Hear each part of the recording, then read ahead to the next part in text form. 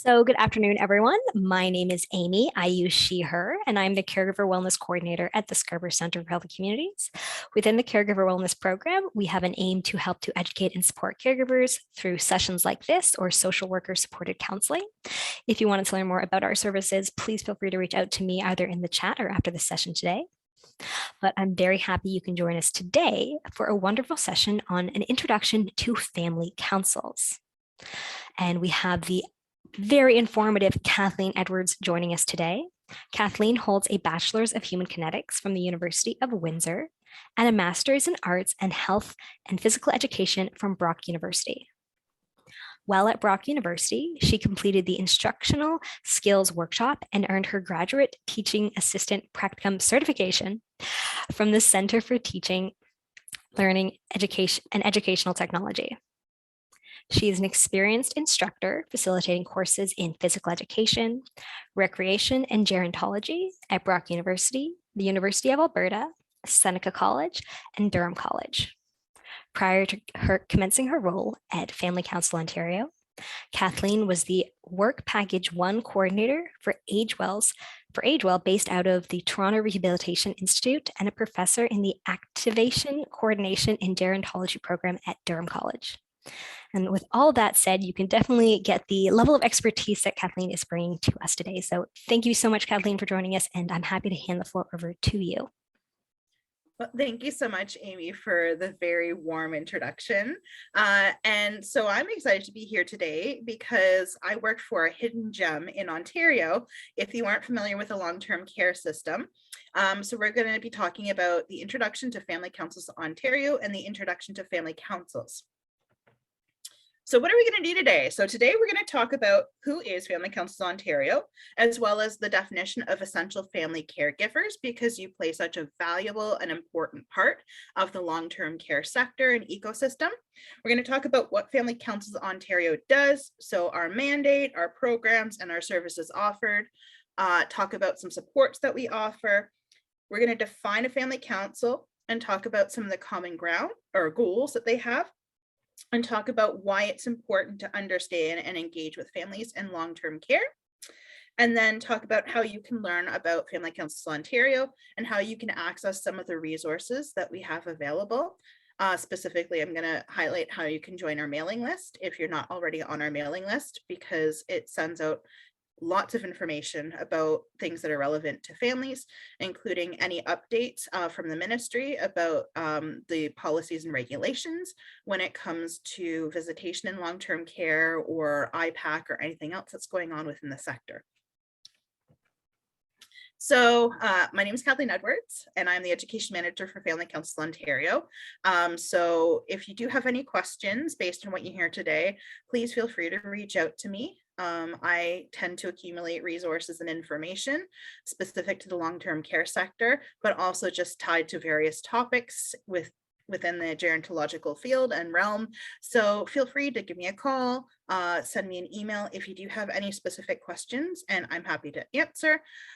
You're also welcome to connect with any of the other Family Council Ontario team as well. We're all awesome, and I'm just excited to work with this team. We have such broad expertise that if you don't feel that education is that wheelhouse that will answer, then you might want to reach our policy manager or Leanne, who is our client services manager. We have a bilingual outreach manager.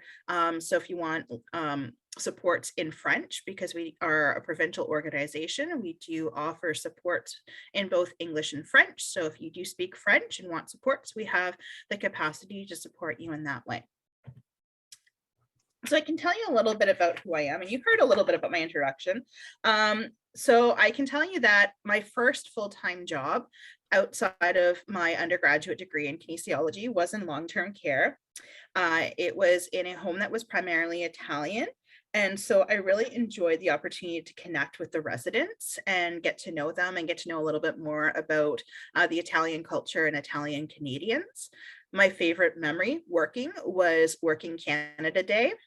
So story about my family, my great-grandfather came over to Canada from Italy, and we have records of his process of how he came over and how his brothers came over and how they chose to come to Canada over the US. And so being able to celebrate Canada Day with people who were in a similar position to my great grandfather, where their families chose to come to Canada, was something very special to me. So that really stands out to me. It was, even though it was a day where most people don't like to work, I really got to appreciate Canada from the perspective of, seeing Canada through different eyes, which was kind of exciting. And when I worked there, I really got the chance to learn about the importance of family engagement, as they were the true experts on their loved ones. So where I was working, I worked on the third floor of it was a 3-floor building, but the bottom floor was retirement. So I was on the secured dementia unit, where a lot of residents had progressed to the point where they may not converse in English, they conversed Italian fluently. So I relied on their family members heavily to understand what was important to them and how to connect with them through programming. Many residents were unable to speak English with me, so their families really would be helpful in teaching me key phrases, or just pointing out, maybe if they were visiting, they might have a conversation and translate for me, which was really helpful and nice. Or again, I'd be like, what sentences, what phrases are important for me to learn? What is important for me to remember when I'm engaging in programs with your loved one? So I really enjoyed working in long-term care, but I still wanted something more and more of a challenge, just because I'm someone that enjoys learning and reading and exploring. So I didn't know what I wanted to do. I applied to everything and got accepted into a master's program at Brock University. Went there and did my master's. Enjoyed research so much that I was in the process of pursuing a PhD in a field called adaptive physical activity, which I call as like the cousin of therapeutic recreation. So again, just looking at how you can include people of all ages and abilities in programming. But from there, I always engaged in teaching. Teaching was my passion. So I would always teach part-time, whether it was at the University of Alberta or whether it was at the college, Durham College. I taught in the activation, coordination, and gerontology program. The picture at the top there is, you see some of my students working with residents at a retirement home and just engaging in programming. And something that shocked me about the program was a lot of students would go into gerontology never having interacted with an older adult and being really afraid of saying the wrong thing or doing the wrong thing. And so I really strive to create opportunities where students could connect with older adults and kind of understand the environment where they'd be working, but also gain comfort and confidence in having conversations. And one of the reasons that happens to be important to me to do as an instructor was, I was just very blessed in my personal life. The picture at the bottom is me with my daughter when she was younger, and my great aunt Joyce.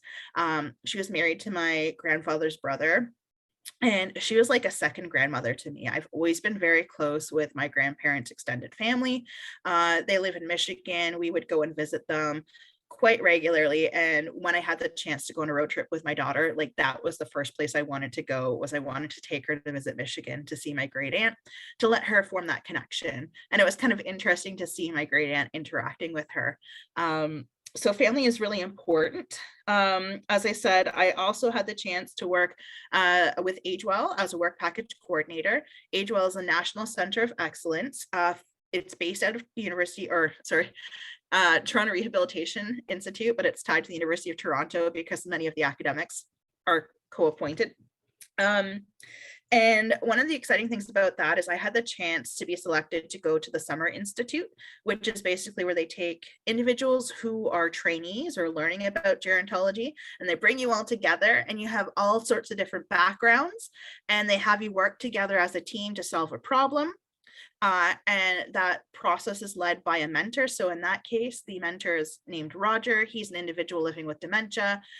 In his case, his caregiver lives in a different province than he does. And so the issue was, we were supposed to pick the brain of our mentor and come up with a form of technology that would help promote social connections. And so all of these experiences have really kind of informed what I'm bringing and the lens I bring to my work with Family Councils Ontario. So who is an essential family caregiver? So one of the things that we learned during COVID-19 was just the important role that families play. And the term that's used to refer to a family member who provides care that's essential to their quality of life is the essential family caregiver. So who is that essential family caregiver? So again, based on the policies and the restrictions that were put in place during COVID-19, because they didn't want to allow everyone to have access to come in and visit, they wanted to make sure that we're protecting our loved ones living in long-term care. The term was essential or designated care partner. And so this person is someone that's designated by the resident or the substitute decision maker. So in this case, a resident at first could choose up to 2.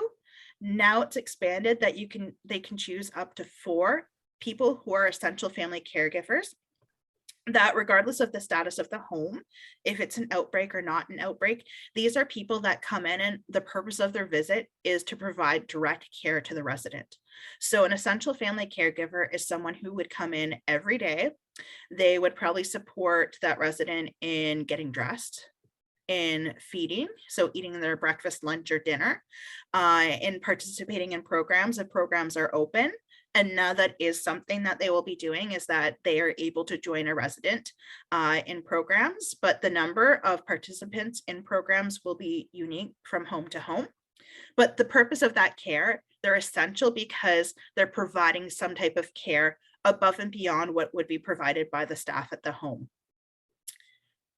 The other category is support worker.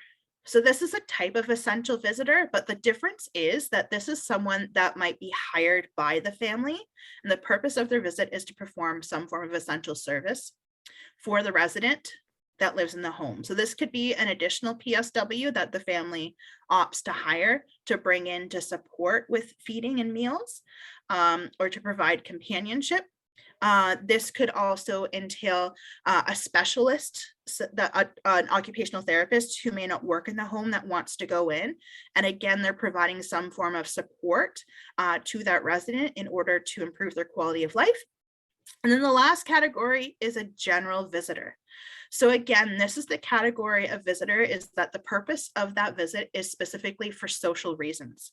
So essential family caregivers are, right now under the directives, they're able, once they're named by the resident or the substitute decision maker or power of attorney, they can access the resident regardless of the circumstances of the home if they are listed and recognized as that essential or designated family care partner or care partner. A general visitor, because they're going just to socialize and engage in some type of interaction with a resident, there is limited access. So it depends on the outbreak status of the home. It also depends on the regulations that are set. So right now, outdoor visits are permitted, and there's no limit to the numbers of social visitors. However, for indoor visits, it depends on the home, and it depends on what's going on as far as the COVID-19 status and outbreak. So essential caregivers are always part of long-term care. There's a set number that can be named by the resident or the person who is making the decisions on behalf of the resident. Once you are recognized as being in that role, regardless of what's going on, whether there's an outbreak or whether there isn't, you're able to go in and provide care and support to that resident. And the trick with being essential family caregiver as well is that they need to be over the age of 18. So you can't have a 12-year-old going into the home. They need to be someone who's deemed to be over the age of 18. So I like to give a shout out to the amazing families who have been with us throughout the COVID-19 journey. And we've had a resident, his name's Julian, and he's very active on social media and advocacy. And one of the things that he wanted to do is he's been wanting to raise awareness of the presence and role of essential family caregivers. So he, through his social media, will use the hashtag not just a visitor, and he will provide information and facts that outline why family caregivers must be recognized. So often they are that power of attorney, or they make those decisions on behalf of the resident. Residents in long-term care have more complex needs. Very often they have multiple chronic conditions, and may or may not be able to speak or communicate on their own or advocate for themselves. So caregivers really do play, or designated care partners are the eyes and ears of those residents within the homes. They help ensure medications are properly dispensed. So just making sure that they're given at the right time, in the right dose, in the right medium. They make sure nutritional and hydration needs are met, as well as hygiene practices. So a caregiver might ask a question if they wonder if, when was the last time the resident was given a bath, or when was the last time someone provided care for them. They also are able to contribute their expertise, and they save billions of dollars. So if you've come across the hashtag not just a visitor, that's in fact a good example of the advocacy work that some essential family caregivers play, in part because of their association and affiliation with family councils. There's also on the bottom, that little link, it highlights two specific essential family caregivers and talks about their perspective. So who are we? Who is Family Councils Ontario? So our vision is that people in long-term care have a vibrant experience and the best care. And our mission is to lead and support families in improving the quality of life in long-term care. So that's quite abstract, but if you want something a bit more concrete about what it is that we do, who are we? So we work with Ontario's long-term care residents, families, family councils, home staff in Ontario's over 625 long-term care homes and counting, because there have been a few that have opened recently. I know the one in my community just opened. And again, the goal is to improve the residents' quality of life through education, training, consultations, network events, and engagement in research and systems planning. We help families and family councils create systematic change. So we exist to help essential family caregivers, but also families and friends who are part of the life of residents in long-term care. We really want to help build the capacity of family councils, and all that means is that we want to help councils build the skills and tools that they need to work effectively together as a group, to collaborate, and to really understand what it is that they want to accomplish. So how can you take all of the energy you have collectively and put it towards advocating on behalf of the residents, working collaboratively, and building a trusting relationship with the home staff in order to, really make a difference within that specific home. It's important to note we're not an organization focused on advocacy in the sense that we're not a lobbying organization. We are funded through the Ministry of Long-Term Care, but that doesn't mean that we don't engage in some forms of advocacy. We do have regular interactions with the Ministry of Long-Term Care. So specifically, our executive director has regular meetings where she's able to provide updates. And one of the examples of how she would advocate on behalf of families, as she would phrase it as, when you call and you'd share a concern with us, in those meetings, she'd say, we're hearing from families that they have concerns about, for example, when families were unable to enter the homes. She expressed that families were expressing concerns that there wasn't a plan of how they would return and resume back to being those essential family caregivers and present in homes. So she would share that as often as she possibly could when it came up in conversations, to try and encourage the ministry to start thinking about having a plan in order to make sure that the return into homes was a smooth transition. And we do engage in knowledge mobilization. So we try to share information, experiences, and expertise. So there's a number of organizations that are putting out reports right now or are asking caregivers for input. So the most recent example was the HSO National Long-Term Care Standards. They had a second report. The call for feedback ended the 27th of March, which was yesterday. But Family Councils Ontario played a role in sharing the report, but also through our weekly newsletters, sharing how families or essential care partners could provide their input. So our team, so we are a small but mighty team, but we have grown. So we have Samantha Peck, who's our executive director. Tiffany Fearon, who is our policy manager, Leanne Plessier, who is our client services manager, Natasha Dupuy, who's our bilingual outreach manager, Leah Cabral, who's our communications manager, and Dinesh Ram, who is our operations manager. So again, you can feel free to connect with any of our team. And if we are not the right person, we will make sure that we do connect you with the right person to get you the information or connect you with the resources that you're looking to secure. So what are the benefits of family presence in long-term care? So caregivers deliver roughly 1.5 billion hours of care, or the equivalent of 1.2 million full-time staff in long-term care. And these are statistics that when you think about in March 2020, when there was a blanket, like no family could enter into long-term care and it was just staff, this is why the alarm bells were ringing for families. And this is why I think the momentum and focus on long-term care continues to exist, because we know that it's a sector that requires resources. And we know that right now, a lot of the supports are provided by those essential or designated family care partners. Caregivers provide 66.5 billion in unpaid care each year across all healthcare sectors. So not just long-term care, but also hospitals and home care organizations. Unfortunately, many caregivers feel that the person they care for would not receive the same care that they receive if they weren't there providing that care. That's the nice thing about having the essential caregivers go from 2 to 4, is that now that workload is able to be shared amongst up to 4 people. And I will say the number sometimes varies from home to home.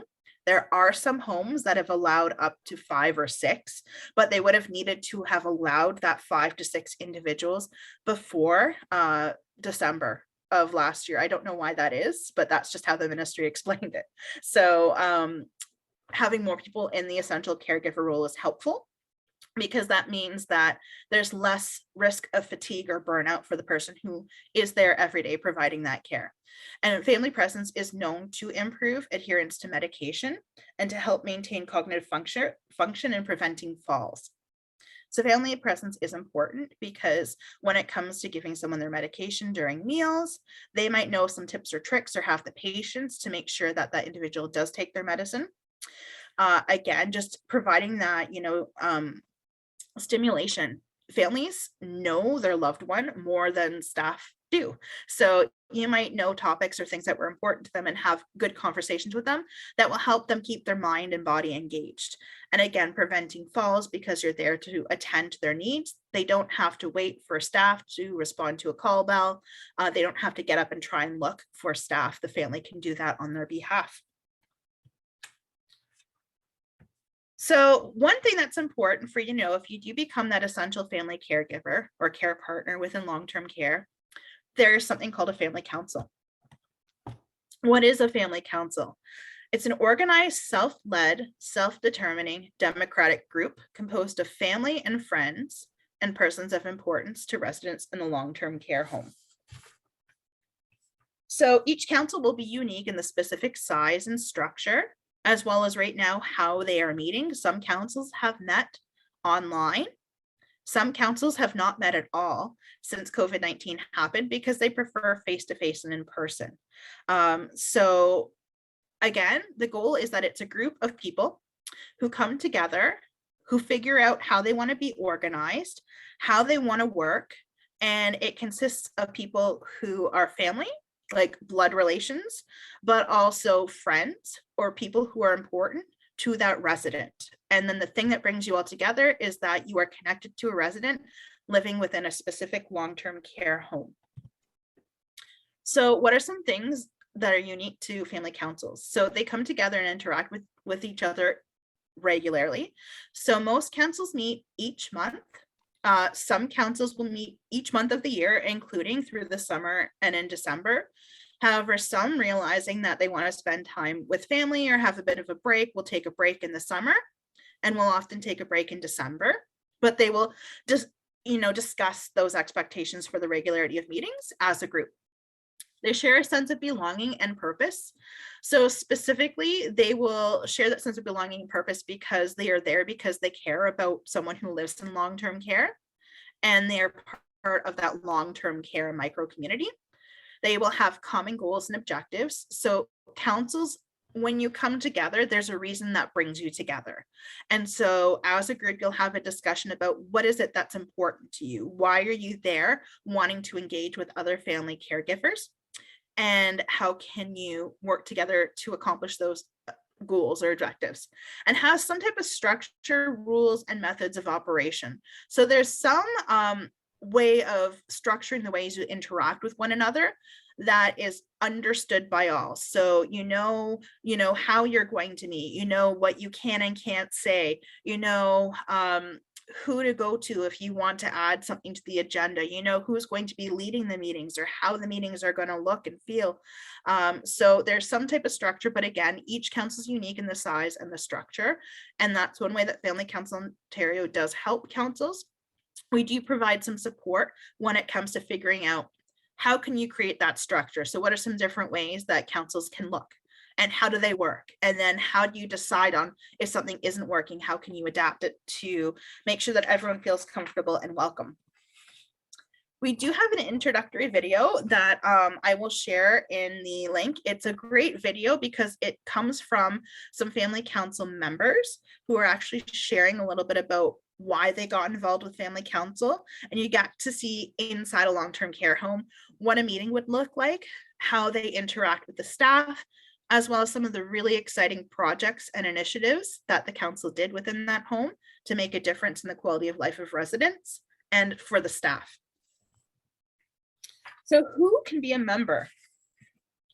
So membership within the council, family councils are part of the Long-Term Care Homes Act. I don't have the most recent legislation listed right now just because they're still working on the regulations, but basically the legislation says who has the right to be a member. So right now, a family member of a resident or a person of importance to a resident is entitled to be a member of a family council in a long-term care home. So all family members, friends, or people who are important to that resident, whether it's a neighbor, a childhood friend, if they are deemed to be important to that resident, then they can be part of a council.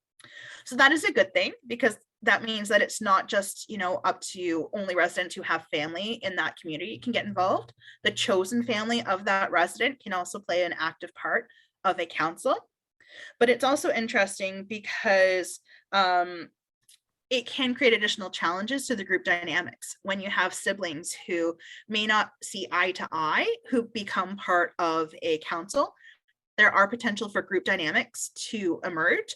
And so that is where, as I mentioned, each council has its own unique structure, way of organizing itself, and expectations for how the group interacts. So that is a big important piece, is having that understood by all members. So that way, when you do have siblings who are estranged, they, at least when they're meeting during a council meeting, can still understand the expectations of what they can and cannot do, and hopefully help them work through and at least put aside their differences to help work towards that shared common goal, that greater good of that family council. So they also, in the legislation, will say who cannot be a member of the council. So the home licensee cannot be a member. Anyone who is a manager within that long-term care home is not a member of the council. Officers or directors of the board for that long-term care home cannot be part. Administrators, any other staff of the home, so a physiotherapist, dietary aide, PSW, cannot be members of the family council. Anyone who works for the Ministry of Health and Long-Term Care is ineligible to be a member of the council, as well as anyone who has a contractual relationship with the Ministry of Long-Term Care. So anyone who is a contractor. So right now, let's just say there's companies building long-term care homes. So if they're in a contractual relationship with the ministry building a long-term care home, but they wanted to be a part of that long-term care home or another long-term care home that's already in existence in their community, they wanted to be on that family council because they are right now in a contractual relationship with the ministry, they would have a conflict of interest. So they could not be a part of that council. Another good example would be myself or Leanne. If my parents move into a long-term care home because our organization is in a contractual relationship with the ministry, we would be ineligible to be members. And the reason for this list of who can and can't be a member is really to make sure that there aren't conflicts of interest that would exist within that family council. So they really want to make sure it's clear that one of the reasons that we have family councils is to provide that opportunity to share experiences and to get peer support and to kind of just share your thoughts and feelings. And if there was someone in there who might have a conflict of interest, it would be challenging to really feel safe in opening up within that environment. So that's why it also says not only who can be a member, but who isn't eligible. So why do you want to join a family council? So there are 4 main goals that inform family councils. The first is support. So family councils are a key source of that peer support, especially when you're going through a transition and adjusting to having your loved one live in a long-term care home. There can be a lot of changes and a lot of emotions. And so being able to interact with people who get what you are going through, who have been in your shoes, is extremely important. And so peer support is one of the common goals and areas of focus for family councils, just to provide a chance for family members and people of importance to residents to come together and to talk with one another and to have someone who just understands where you're coming from and can empathize with what you're thinking or feeling. The other important aspect is education. So formal education from specific speakers within the home. So learning about how the home runs and what the policies and procedures are, but also informal education. So just talking to the other caregivers and family council members about, I'm having trouble with this. What have you done with your loved one that helps? So again, getting perspective from people who've been in your shoes, who might have had to come up with unique situations and solutions, and then potentially having them help you kind of find a way to resolve an issue that you're experiencing. Communication and teamwork. So councils are a great way to kind of streamline the communication between the home staff and administrator and families. So again, a good example with COVID-19 is the number of phone calls that homes are getting from families who couldn't go in.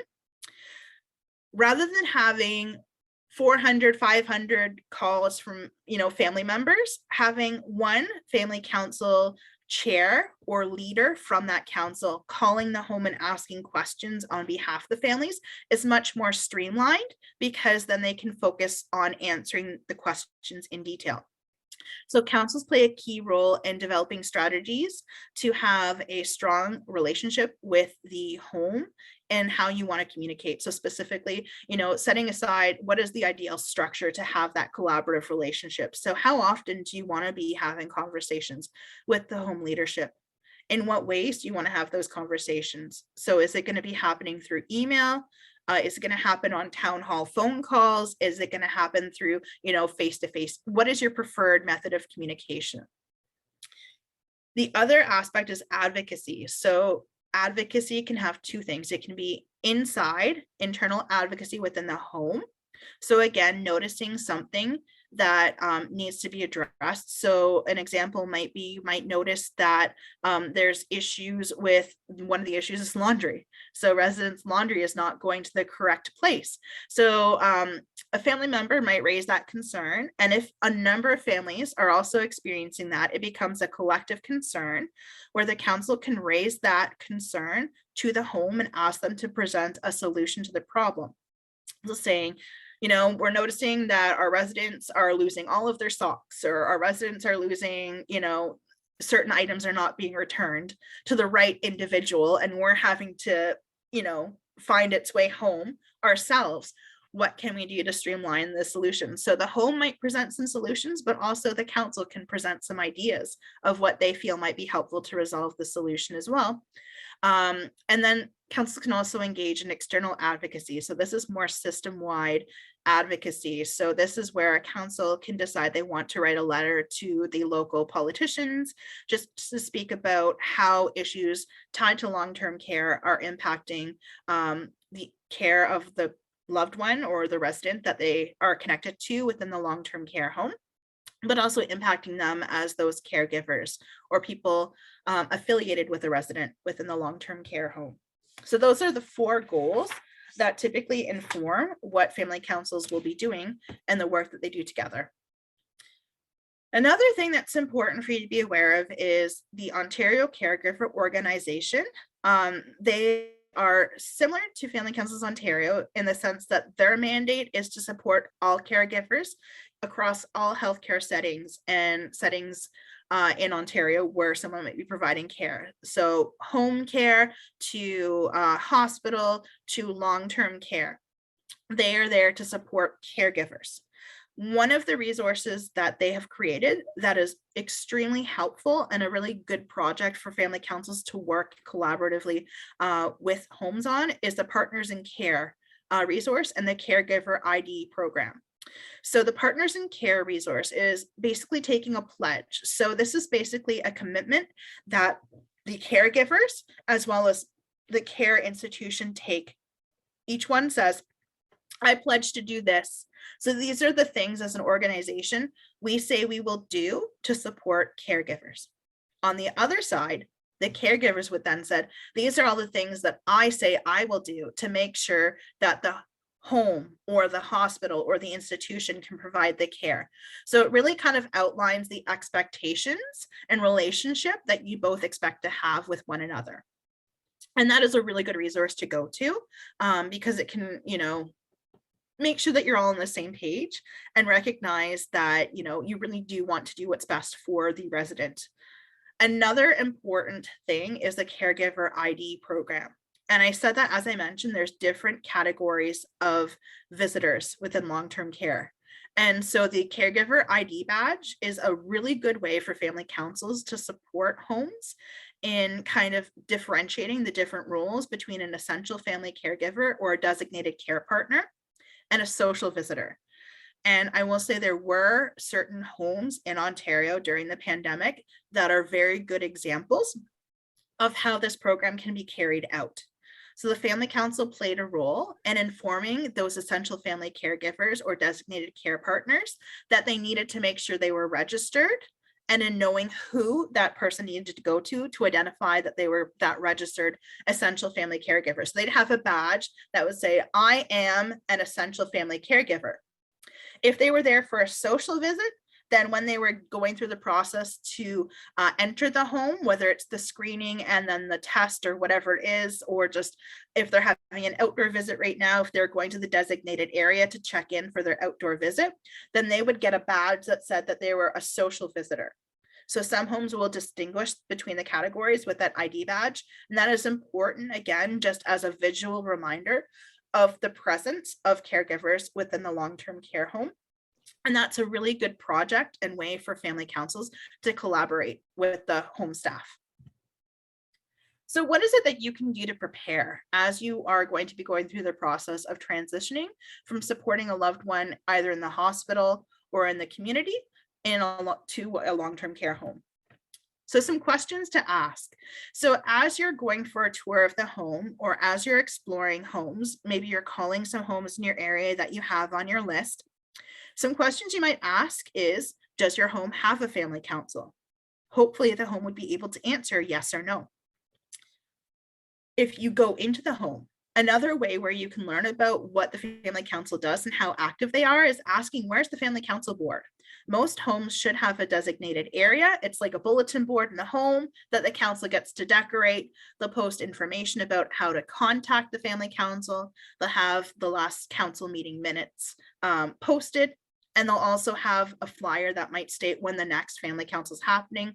They may have pictures of events that have happened that were sponsored by the family council. So again, what it looks like and where it is will vary from home to home, but it's a good place to go if you're in the home having a tour to see, well, what do they do? And what is life like for, an essential family caregiver within the home? The images that they have on that bulletin board will give you a good idea about what the family council does and kind of some of the projects that they've done in the past. Another question to ask is, how can you contact the family council chair or president? So specifically, if you want to join and understand more, just ask, who do I email? Who do I contact? Who do I phone? And the home should have a contact, whether it's the family member itself or if it's the staff assistant who can direct you to the council. Those are some good questions to ask. Some other things about Family Councils Ontario. So we do have a website. So it will provide you with a number of information, from news and events to specific resources to, that scrolling banner at the top will really feature some things that are going on. Some other things you might want to do if you are someone who enjoys engaging in the virtual environment through social media, we do have a Twitter account. So you can follow us on Twitter. We do tweet out information and updates about, virtual forums or webinars that we are hosting, but we'll also share information about things that are relevant to the long-term care sector. We also have a Facebook page and a Facebook group, so you're welcome to join that as well. And again, it will post information about how you can get involved with webinars or other opportunities. And we also have a YouTube channel.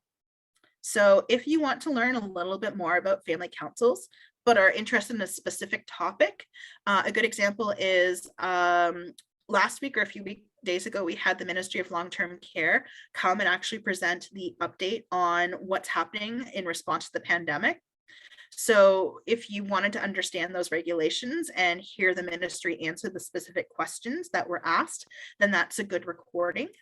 We also have past conferences and other popular recordings that we have from presentations we've done in the past. So it's a good resource for you to go to if you want to learn a little bit more about what family councils do and hear a little bit more potentially from family members themselves or from experts within the long-term care sector. And the last thing I will say is we have a mailing list, and it is a really good resource. It's sent out, I think it's bi-weekly or weekly right now. During the pandemic, especially early on, it was sent out basically almost every day with updates on case numbers and as information changed. So I highly encourage you, if you are not already a member of our mailing list, to sign up. So what you would do is you would go to the Family Council Ontario website. You would scroll down the page. And so you would go to where it says, stay up to date with our newsletter. And there's a little yellow button that's sign up to receive updates. You would click on that yellow button, and then it will ask you to input your email. And there will be an asterisk next to the important fields. It won't ask you for everything. You only have to share as much as you want. Really, the minimum is your name and then signing up for the email list with an email. And then you will now receive every week, or whenever we send out an e-bulletin, you will receive a copy of that e-bulletin. If you do not, feel free to connect with any of the Family Council Ontario staff, and we will look into it and make sure that you do get a copy of our e-newsletter, because it is probably the best resource to keep you up to date about everything that we have on the go.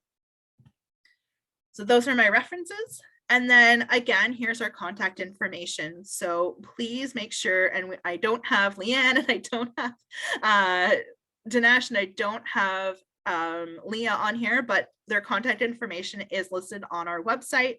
So please feel free to reach out to us if you do have any questions, and I will open it up to questions now, and I will stop sharing my screen. And I will start by saying thank you, Kathleen, so much. At this time, I am going to stop the recording so everyone can feel free to ask their questions freely.